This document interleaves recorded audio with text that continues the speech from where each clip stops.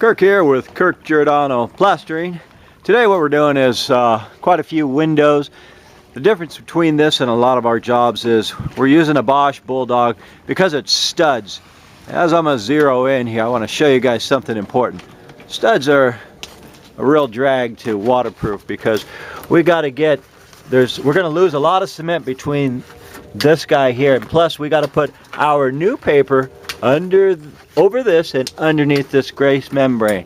So my brother Lou is doing the breakout on this particular one. The homeowner broke out the rest of these. Man, that fella did a real good job. There's what we're going to be putting back together right now. That Bosch Bulldog really works the best for breaking out. Over the last 30 years, that's the one I prefer. We will put it back together, show it to you, and then show you how to plaster it. Alright guys, we're done with the paper wire. I'm just stapling everything off. There's something, because remember this is studs, so studs we're going to lose a lot here. And it's hard to get all the big clumps off. So, if you ever have a job that you're going to be stuccoing with studs, I don't want to put too many staples, otherwise the compressor comes on, drowns me out. Make the mud stiff. So we're going to use Rapid Set on this. There's Rapid Set, Premium, 20 different brands of concrete. I'm going to use the Rapid Set because the stucco here is about 2 inches right here, 2 inches right here, and then 1.5 inches on the studs, or 7, it should be 7/8, but with the Rapid Set we get more bite, and I'll be able to fill these in right here with just one pass as opposed to a whole lot of passes. I'm going to clean this up with water to get all this residue out of here.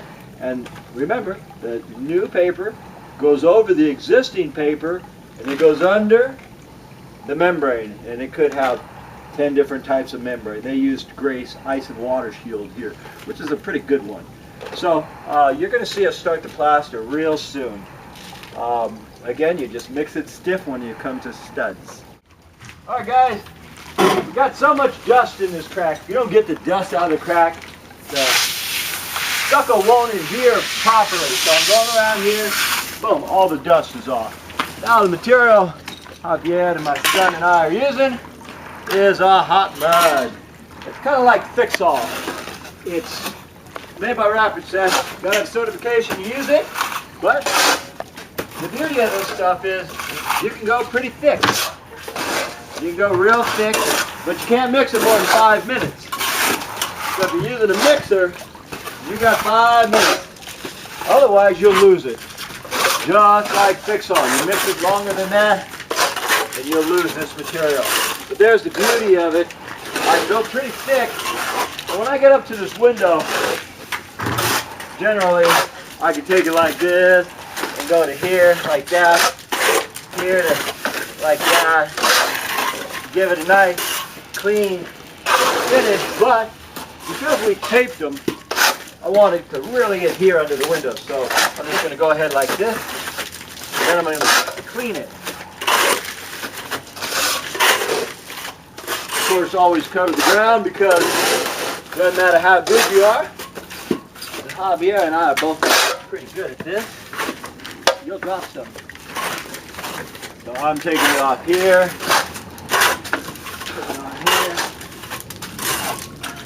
In the hot mud.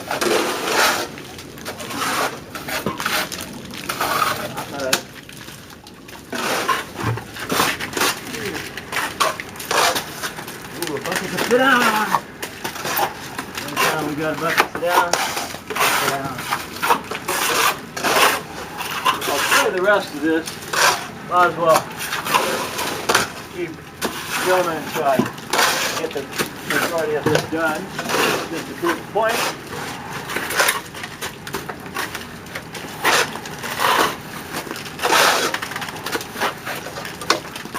Okay. Now again, this is a hot mud, which means it sets quick.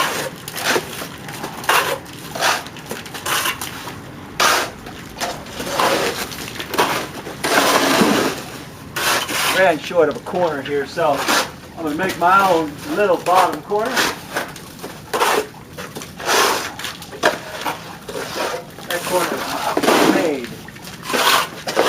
Now, because it's such a hot mud, I can go ahead and put another piece on here. I can go ahead and put another piece on here.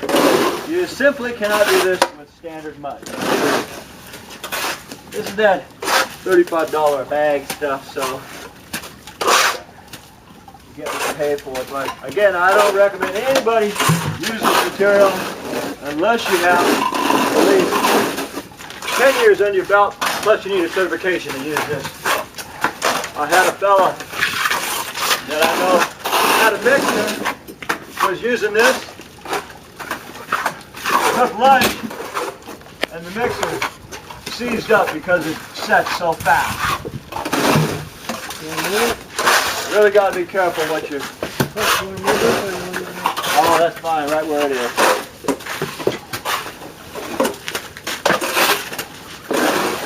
We're basically putting both coats back to back. Show you what the heck this material does. Generally, I'll scratch everything, come back and brown it, but to prove a point of this particular stuff here, I thought I'd do that. Come sideways, clear it up, come here sideways, clear that up. All right, guys, derby time for straight edge or rod. And what I'm going to do with this guy is, I want my wall true and plumb for this window. So if I put it right there, that's true and plumb. So now that I got the bolt on, I'm going to take this, and I'm just going to, it's called derbying. And this door right here actually is indented just a quarter inch. This window's a flush, so I'm going to take the derby and make that straight edge right there, 1/4 inch. We're going to do the same right there, 1/4 inch. Same right here, 1/4 inch. So, oh, there it is. I'll show you how to get a straight top. I use this derby, and I'm just going to move this bucket around. We're going to take the derby, go up.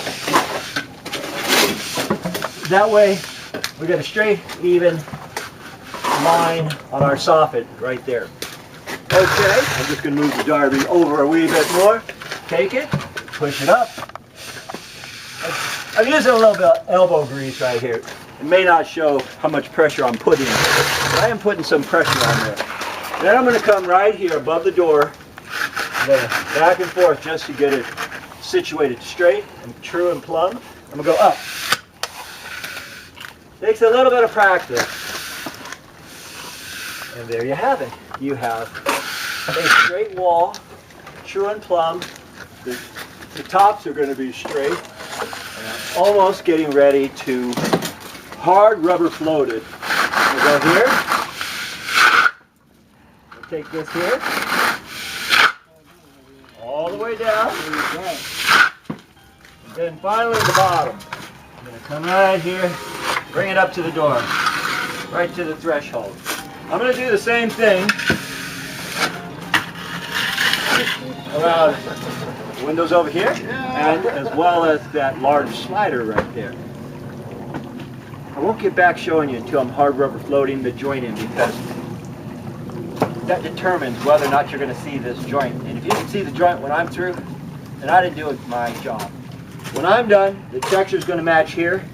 You won't be able to see it. When it's painted finally, it should be right on the money.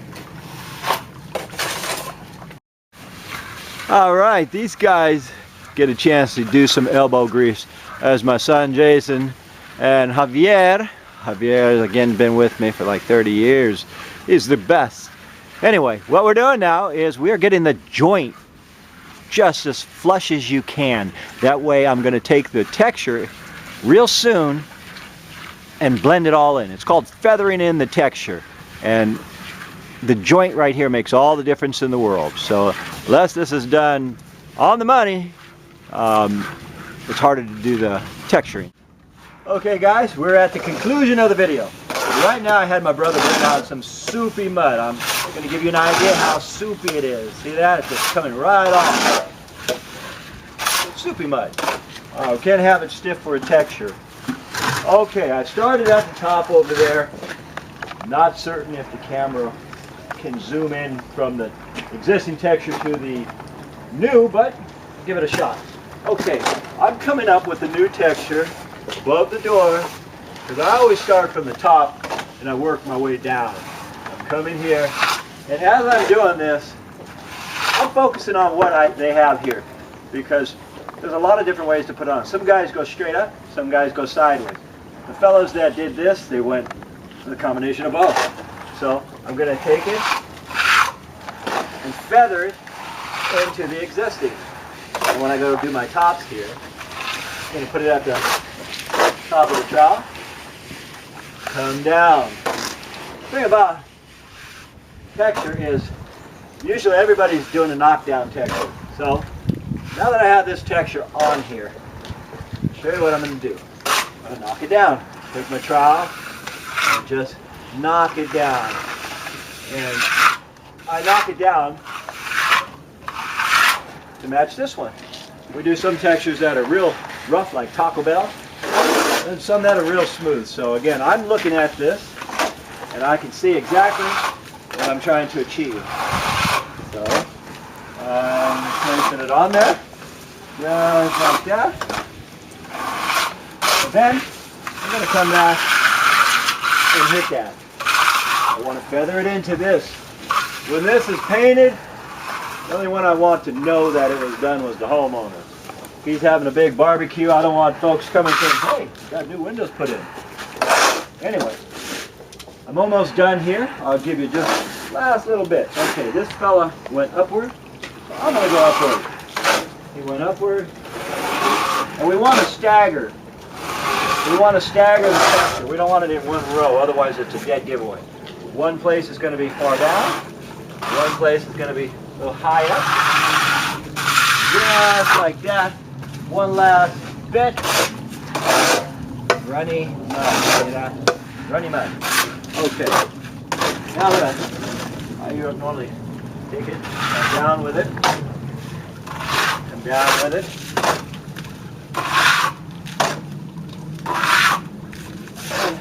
Then I'll come across.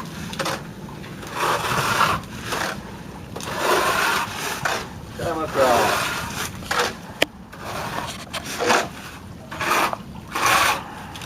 There we go.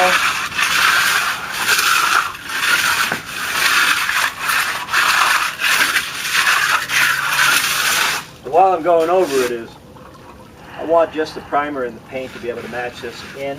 So I'm keeping it to the correct plane. There you have it, guys. And again, I think I make it look easy, but it's not as easy as I make it seem. I got a lot of years experience in doing this, so give yourself a little bit of slack if you can't do it the first time. Kurt, with Kurt Giordano Plastering. For those of you who want to do it but simply don't know how, hope this helps you a wee bit. Thanks again for watching, and we'll see you on the next one.